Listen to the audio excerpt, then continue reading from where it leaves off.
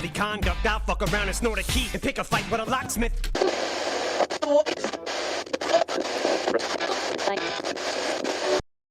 Alright, we're gonna get right into it. We're gonna spray some lubricant inside the lock. I'm using Houdini. Just want to make sure we get everything loose. When you're pulling the lube out of the lock, I'm gonna make sure you leave some of the straw on the dust cap. Alright, we're gonna be using the NSN14 leash pick in order to make use for this car. I didn't bring a key blank with me. I usually do in order to make sure that I get everything loose. Right now, I'm just trying to make sure that I get everything situated. I'm comfortable in that you guys can see. Any day now. Get it together, dude. What are you doing? Alright, finally, here we go. I turned the audio down so that way you guys can hear everything that's going on. I think the hearing the clicks is important. I will make a video later on that shows you exactly how to use these tools a little bit more thoroughly than this. That's not why we're doing this. This is just to show one of the methods in order to make keys for a 10-cut Subaru.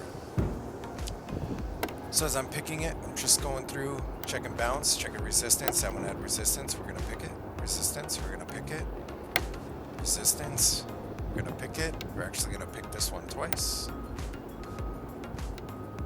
And then this one's got bounce. Not much, but and there we go. All done, now we get to decode it.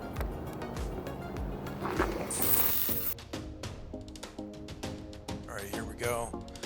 Decode this lock. On the back you can see the magnet. I'm going to write down some question marks in the first two spots because the door only has 2 through 10. There's going to be some wobble to this as well. It's easier to see in the later half of the video, not through this app. So first one is we got a 1, a 3, and a 3. I'll write that down.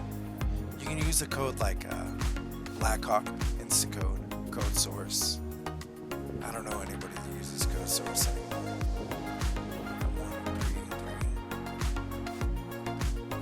1, 3, 4, 4. Write that down. Write that down.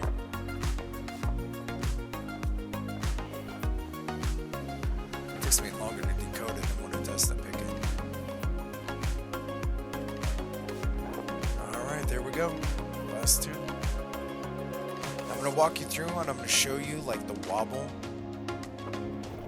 And I kind of center it like in between so that way you can get a good read.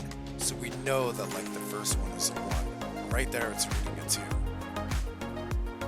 Which will cause the other ones to be off as well.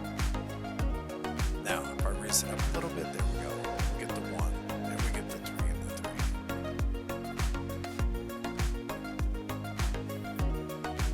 But if you're not careful, it'll give you a false read, then you punch it in. It won't give you the right code. Alright, so I've already picked the ignition, but I chose not to show it on the video, just for the length of the video's sake. It's supposed to be 3 minutes. We're already at 3 minutes and 30 seconds. So obviously, like first video, I've already failed. This has the first 2.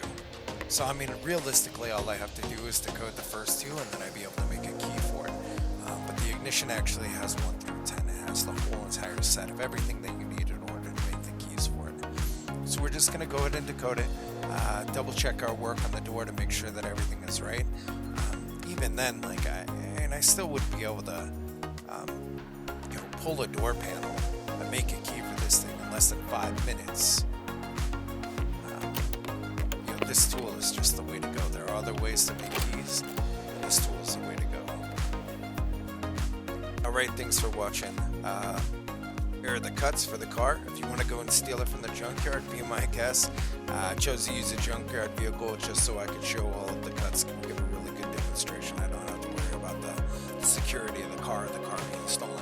But if you want to steal it, there it is. There are the key codes. There you go. Knock yourself out. Be safe, everybody. Thanks for watching.